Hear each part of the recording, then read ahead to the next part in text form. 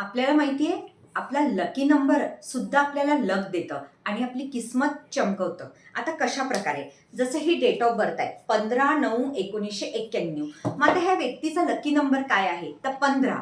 5 आणि 1 झालाय 6. 6 म्हणजे शुक्र ग्रह है ना. शुक्र काय करतो? सौंदर्य देतो, लक्झरियस लाईफ देतो. तशाच प्रकारे 1 ते 9 हे आकडे न्यूमरोलॉजीमध्ये आपल्या ज्योतिषीमध्ये येतात. मग आज आपल्या लकी नंबरनुसार मी आपल्या सगळ्यांना सांगणार आहे. जसं कोणाचा 1 असेल लकी नंबर, त्या व्यक्तीने काय करायला पाहिजे? सूर्य भगवानाला रोज जल देणे आणि वडिलांच्या पाया पडणे. सेकंड, चंद्र येतं. चंद्रग्रह ज्याचा 2 नंबर आहे की मन लागत नाही, कधीही कोणते कामं होत नाही. चंद्रग्रहवाल्यांसोबत असं होतं 2 नंबरवाल्यांसोबत. त्यांनी आईची रिस्पेक्ट करणे, वयापेक्षा मोठी असो या छोटी असो, लेडीजची सगळ्यात जास्त रिस्पेक्ट करणे आणि पाणी दान देणे, कोणाला गरजमंदूला पाणी देणे, कोणी हॉस्पिटलला असेल तर याची मदत करणे. आता 3 नंबरला येते गुरु. मग आता गुरु काय सांगतो आपल्याला? 3 नंबर म्हणजे गुरु. गुरु म्हणजे आशीर्वाद देणारा आहे ना. जो पण आपल्या जीवनात येतो तो आपल्याला भरपूर काही सांगतो.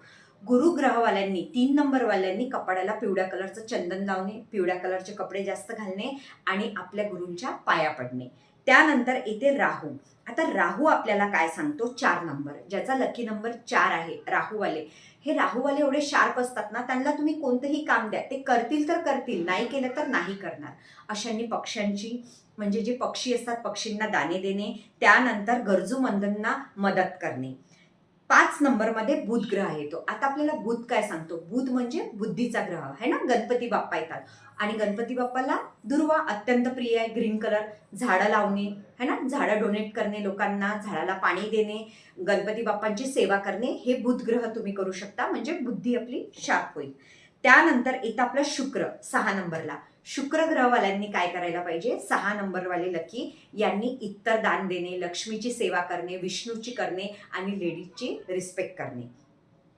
त्यानंतर येतं केतू. केतू काय सांगतो आपल्याला? केतू आपण म्हणतो ना धुव्यासारखं असतं की विचार आले आणि गेले. केतू जो हा 7 नंबर आहे, यांनी कुत्र्यांची सेवा करणे, कुत्र्यांना बिस्किट वगैरे टाकणे आणि कोणत्याही गोष्टीचा विचार करताना 3 ते 4 वेळा विचार करायचा आणि नंतर डिसिजन घ्यायचं. आता 8 नंबर येतो शनी ग्रहाचा. 8 नंबरवाले कसे असतात? आळेतळी असतात. आकडा पण असाच आहे ना.